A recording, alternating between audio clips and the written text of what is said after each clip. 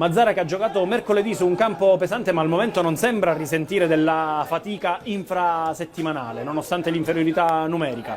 Adesso Zinna va via a rallo, attenzione perché Zinna è lanciato a rete, Zinna contro Giacalone, la palla sotto le gambe di Giacalone e arriva il vantaggio della Margheritese con il numero 9 Zinna. Siamo al 74esimo minuto e cambia il parziale al Nino Vaccara, autore del gol Zinna, e arriva l'esultanza dei tifosi biancorossi posizionati proprio sulla tribuna del Nino Vaccara.